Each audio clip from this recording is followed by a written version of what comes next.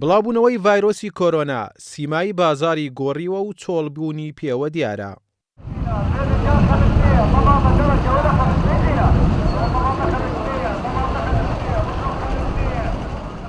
هەرچەندە لە ساڵانی ڕابردوو هاوڵاتیانی سنوورەکە گەرم و گورتر پێشوازیان لە مانگی ڕەمەزان دەکرد، بەڵام ئەمساڵ با پێچەوانەوەیە چونکە ڤایرۆسی کۆرۆنا کاریگەری زۆری دروست کردووە.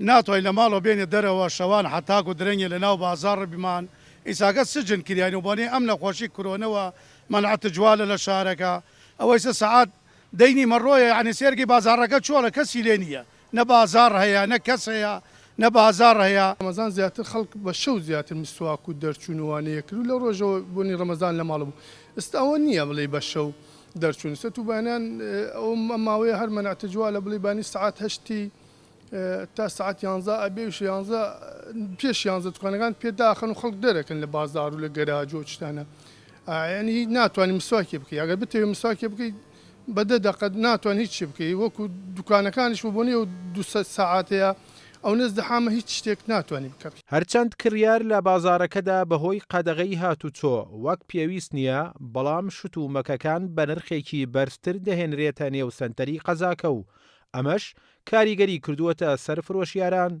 ئەم ساڵ جیاوازی زۆر هەیە لەگەڵ ساڵەکان دیکە. ئەم ساڵ ڕەمەزانەکە لەبانەوەش قەدەغەی هاتوچۆ هەیە. ئێمە جاران حتا 12 شەو دوکانمانە کردەوە مشتری هاتوچۆیە کرد. ئێستا مشتری نییە. دوکان حتا ئێوارە حتا سعات 6 پێمان قەپاتەکەن. ڕەمەزانی ئەم ساڵ زۆر جیاوازە لە چاو ڕەمەزانی پار چونکە خەڵکی زۆر بێتاقەت و بێزار و نائومێدن و ئەم بێزاریەش دەگەڕێتەوە بۆ نەبوونی کار و موچە و هاتنی نەخۆشی کۆرۆنا و قەدەغەکردنی هاتوچۆ.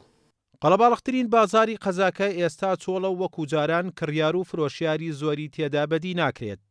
ڤایرۆسەکە لە پاڵ کاریگەری ئابوووریەکانی هاوکات وای کردووە ناتوانرێت وەکو پێویست هاوڵاتیان پێشوازی لە مانگی ڕەمەزان بکەن. محەممەد ئەڵماس، گەلی کوردستان، داقووق.